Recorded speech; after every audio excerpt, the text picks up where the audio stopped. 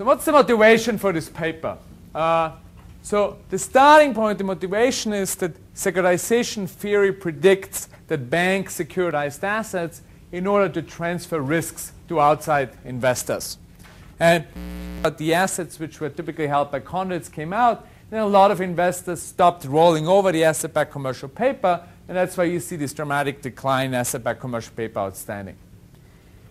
So what do we find when we look at these conduits? So first of all, we find that these banks generally used conduits to securitize assets without risk transfer. So what the banks did is to provide guarantees to conduits which effectively gave outside investors recourse back to the bank balance sheets. And these guarantees were structured in a way in order to circumvent capital requirements. So you could say these banks were effectively engaging in regulatory arbitrage. Empirically, we find that consistent with this no-risk transfer motive, we find that once negative news about conduit assets come out, outside investors actually exercise the guarantees, and this effect is stronger for weaker guarantees. Also exposed, most of the losses remained with the banks, not with outside investors. So based on this evidence, we interpreted as that banks use this form of securitization to concentrate rather than to disperse risks while actually circumventing capital requirements. Now, in terms of the outline, first let me talk a little bit more about the institutional background of this market. Then I will describe the hypothesis we are testing, and then I will move to the data and the empirical analysis. So the simplest way maybe to think about securitization is if you think about this as being a bank balance sheet, well, what securitization does, it takes assets off the bank balance sheet, typically puts them in a special purpose vehicle, and then the special purpose vehicle sells liabilities, asset-backed securities to outside investors. And these outside investors are then holding the risk of those securities. However, what we see in this conduit securitization is that the bank basically writes guarantees which make sure that the investors are repaid on the securities which they buy, which are this asset-backed commercial paper. So let me tell you a little bit more about these guarantees. So we observe different types of guarantees. One type of guarantee is a benchmark, which wasn't used that often, is what we call a full credit guarantee. So this is a guarantee which basically promises that the bank pays off maturing asset-backed commercial paper at face value if the conduit cannot pay itself. Now, the regulators recognized that this is effectively as if you had the assets on the bank balance sheet. So that means if a bank was providing a full credit guarantee, the capital charges were the same as if they had the assets on the balance sheet. However, there was a guarantee which was much more common, which is a full liquidity guarantee. And the full liquidity guarantee is the same. It just has this qualifier that the bank only pays off the asset-backed commercial paper if the assets are not in default. Okay? Now, up to 2004, basically, this type of guarantee didn't have any capital charges in the US, and after that it had some small capital charges. Now, we'll talk about that later. But definitely much less than this full credit guarantee as having the assets on the balance sheet. Now, what did the banks do? Well, the banks started basically defining asset default as a function of a very slow-moving variable. So we would make, for example, for unrated asset, it means assets were declared in default only if the delinquency rate, which is a very slow-moving variable, goes above a certain threshold. Now, if you combine that with the fact that the liabilities are very short-term, median maturity at issuance is overnight, effectively what that meant is you had a guarantee which was almost as certain as the full credit guarantee. So effectively, we argue that there was no risk transfer under that guarantee. Now, there are also some weaker guarantees, and we will use it in empirical analysis. There were what's called an extendable guarantee. An extendable guarantee was a little bit weaker because here the conduit had the option to extend the maturity if it couldn't roll over the asset-backed commercial paper for a limited amount of time. So in that case, there was only a partial risk transfer. There was also these structured investment vehicles, which were a lot in the press, but there was also a partial risk transfer, primarily because the guarantee was only for a part of the capital structure. They also had some subordinate debt, but it wasn't that the whole capital issued by the conduit was insured by the bank. So these were weaker guarantees. So to summarize, basically we had these four types of guarantees where the first two didn't have any risk transfer. but the latter had no capital charges, but the first one does. And then there were these guarantees, which are a partial risk transfer, and they didn't have capital charges either. Okay, so what are the hypotheses we want to test when we go to the data? Well, in the paper we have a very simple model, and it's a standard banking model with risk shifting and capital regulation, which we apply to these guarantees. And basically you get very free, straightforward predictions out of that. Prediction number one is ex ante, the banks use the guarantee to circumvent capital requirements. Prediction number two is that once negative news about conduit assets become known, the outside investors actually going to go and exercise the guarantees, and it's going to be particularly strong for the weaker guarantees where there's only partial risk transfer. And exposed, because of the guarantees, almost all the losses remain with the banks and not the outside investors. Okay, so let me tell you a little bit about the data. We get data from different sources. First of all, we get data from Moody's Investor Services. So all of these conduits had the highest short-term ratings. So they were rated typically by 2 rating agencies. And Moody's rated almost all of them. So we get some data on what assets were in the conduits, how were the guarantees structured, who was the sponsor, who was the bank behind the conduit, and whether the conduit entered into default. We also get data from the Depository Trust and Clearing Corporation, which has data at the conduit level on the spreads of newly issued asset-backed commercial paper and asset-backed commercial paper outstanding. And finally, we matched that with data from a standard banking database with BankScope and DataStream in order to get data on bank size, bank characteristics, returns, and CDS prices. So how many conduits were there? Well, there were roughly 300 conduits. So this is as of January 2007, before the start of the financial crisis. And there were roughly 126 sponsors. So a number of sponsors were supporting several conduits. So for example, Citibank, which was a very large sponsor in the US, had more than 10 different conduits. We're going to use some of this variation within banks in our analysis. Mean size was roughly 4 billion, so that adds up to the roughly 1.2, 1.3 trillion in asset-backed commercial paper outstanding. As you see, most of these conduits were structured with these full liquidity guarantees, roughly 61%. Extendable guarantees were about 80% of conduits were covered by those. Full credit guarantees were far less likely. The structured investment vehicles were actually relatively small in this market. But they were more likely to default, as we will see later, and that's why they got a lot of press. In terms of the assets which these conduits had, fortunately we don't have perfect data, but we can sort of put it into these categories. And we know a lot of these conduits actually invested in asset-backed securities, other asset-backed securities. So it could be securities with CEOs. A number of the conduits invested in receivables. So this could be credit card receivables, could be also trade receivables. Some of them invested in loans. A lot of these were mortgage loans. And a lot of them invested in all 3 of these categories. Now, let me move to the empirical analysis. So first I want to talk about prediction number 1 is that banks would use that in order to circumvent bank regulation. And we have some evidence on that, and I want to show you all of this. So the first one is sort of, it's interesting to actually look over time what happened to these conduits. So when Enron went bankrupt in 2001, Enron had a lot of off-balance sheet vehicles, and there was a lot of discussion whether these conduits should be restructured and put back on the bank balance sheet, because we knew from Enron that having these off-balance sheet vehicles might not be a good idea. So what happened is that actually the Financial Accounting Standard Board required the consolidation of conduits at the end of 2003 with the argument that all the risk and the rewards were actually with the sponsoring bank. However, in 2004, the bank regulators, so that's the Federal Reserve Board, jointly with the FDIC, the OTS, and the OCC, actually came out and exempted the conduits from consolidation.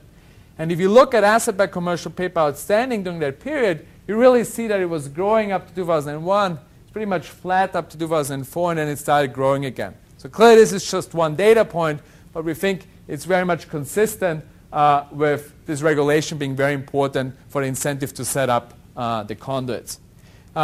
We also see that the banks or the financial institutions which have the strictest bank regulation, the commercial banks, were the primary institutions which set up these conduits. And if they set them up, they will mostly set them up with full liquidity guarantees, the ones which give them exemption from capital charges but allow them to effectively remain all the risks and therefore also all the rewards.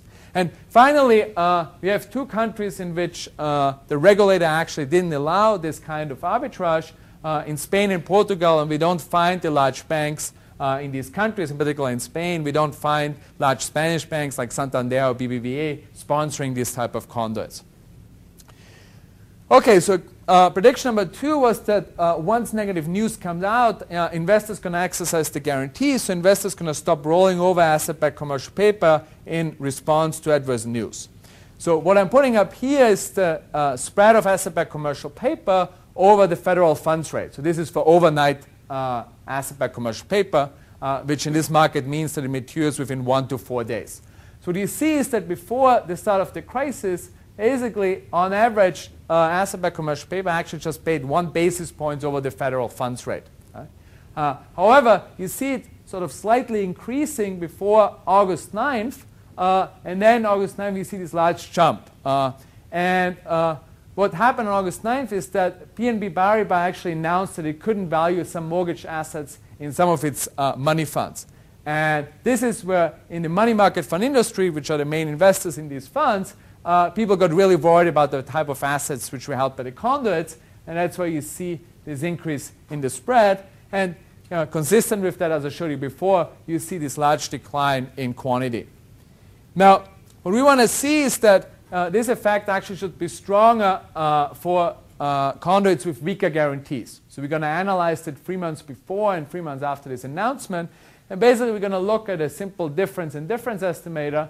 So we're going to regress either the spread or total asset-backed commercial paper outstanding on a conduit fixed effect, on time fixed effects. So it would be day fixed effects for spreads, week fixed effects for the amount outstanding.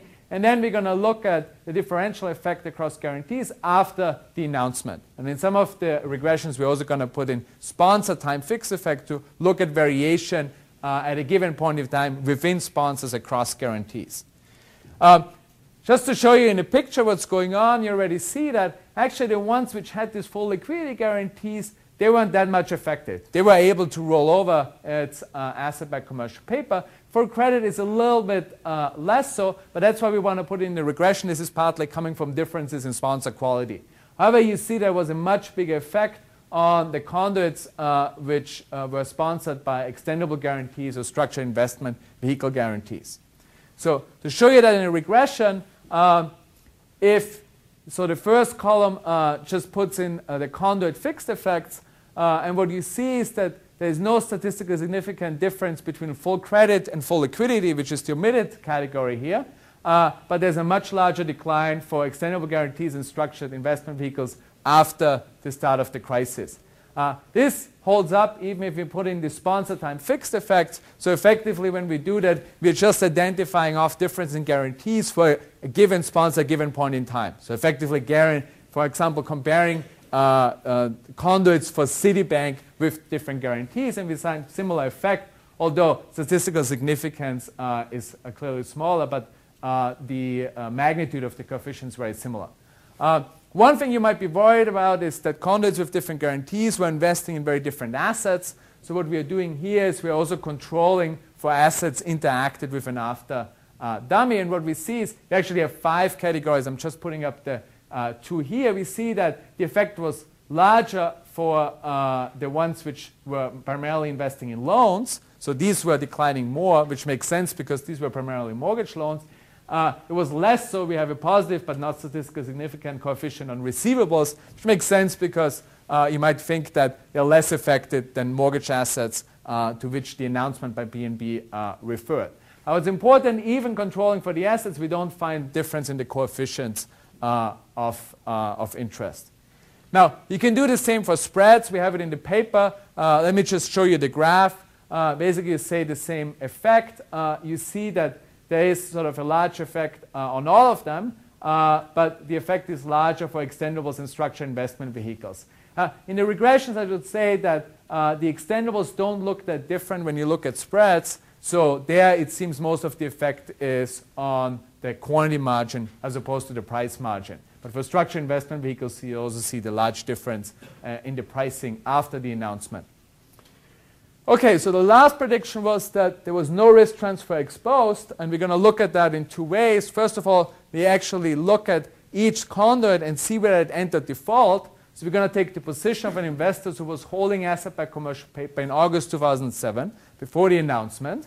So think of a money market fund which was holding this, and examine whether any of the conduits it was investing in is defaulted in a subsequent year. And what we find is that out of all the programs, so in August 2007, it was even more than 1.3 trillion outstanding. Only 2.5% actually entered default. So that means most of the estimated losses remain with the banks, not with the investors. And if you break it down by type of guarantee, the ones which had what we call the no risk transfer guarantees, the full liquidity and the full credit, we don't find a single default. All the defaults happened where there was partial risk transfer, which were the extendables and the structured investment vehicles. And that's why the structured investment vehicles were a lot in the press. But if you see here, even with the structured investment vehicles, most of the losses remain with the banks, not with the outside investors. And in terms of the estimated losses, really depends on what kind of loss rate you assume on the conduit assets. Unfortunately, we don't have good data on that, but there were two banks, State Street and Citibank, which announced that they roughly lost 10% on those assets. So if you take those numbers as given, you roughly come up with a number of losses, a total loss for the banking sector of around 204 billion. Another thing which we do is we just look at bank stock returns around the announcement. So we basically do an event type study, but we only have one event. We're going to look at a 3-day window around the start of the financial crisis. We take all banks which have assets more than 5 billion, and we have to only look at banks with bank stock return data, and we're going to compute the conduit exposure of a bank as the asset-backed commercial paper relative to the size of its equity. Okay? And so we're just looking at the stock return as a function, stock return around the announcement, 1 day before, 1 day after, the change in the stock return on the conduit exposure, and controlling for bank observables. And not surprising, what you see is if a bank had more exposure, well, then it had a larger drop in the stock return. Now, most of the sponsors are relatively large banks, so if you put in size controls, this coefficient goes down, but after that, it's relatively stable. And all of these are statistically significant. So let me just conclude. So our finding based on this analysis that banks use conduits for securitization without risk transfer, and to really set up these conduits with guarantees to circumvent capital requirements. Now, we really think of this is just one example of bank risk-taking with securitized assets. There were a number of other ways how banks might take on the risks, the tail risk of securitized assets, but we think it's one nice example which we can document. And I want to leave you with one thought which I think is important for regulation. We think that could mean that some forms of securitization, I definitely don't mean all of them, but some form of securitization maybe better be explained by a model of bank risk shifting rather than a model of risk transfer. Thank you.